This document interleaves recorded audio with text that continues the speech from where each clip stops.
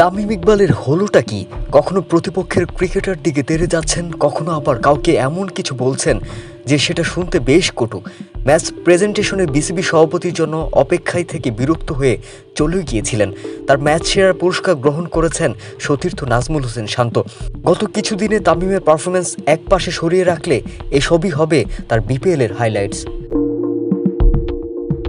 সেই ধারাবাহিকতায় আজ চিটাগং কিংসের বিপক্ষে রান তাড়ায় নেমে তার ফরচুন বরিশাল সতীর্থ ডেভিড মালানের সাথে তর্কে জড়ানোটা যুক্ত হলো তালিকায়।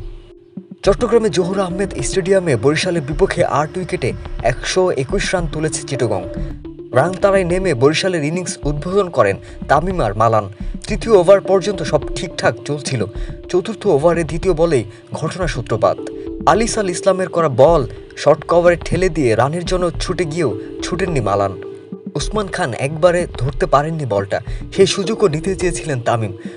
ধরে 5 উইকেট পর্যন্ত চলেও যান এই বাঁহাতি ব্যাটার, কিন্তু মালানের সাড়া না পেয়ে আবার ফিরে আসেন নন স্ট্রাইকিং এন্ডে।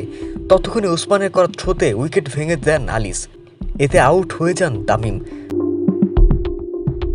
ফলে ক্ষুব্ধ হন তিনি।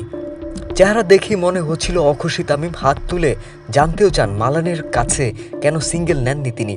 মাঠ ছাড়তে ছাড়তে মালানকে কিছু একটা বলছিলেনও তামিম। মালানও উত্তর দিতে দিতে এগিয়ে যান নন স্ট্রাইকিং এন্ডের দিকে। মজার ব্যাপার হচ্ছে সেই তর্কের পর মালানকে থামাতে এসেছিলেন চিটাগং কিংসের ফিল্ডাররা। এর আগে ঢাকা ক্যাপিটালস ও চট্টগ্রাম কিংসের ম্যাচে সাব্বির বাউন্ডারিতে দাঁড়িয়ে বল আটকান, কিন্তু সরাসরি উইকেট রক্ষককে না দিয়ে সেটি ফেলে দেন, যা ক্রিকেটে ফেক ফিল্ডিং নামে পরিচিত।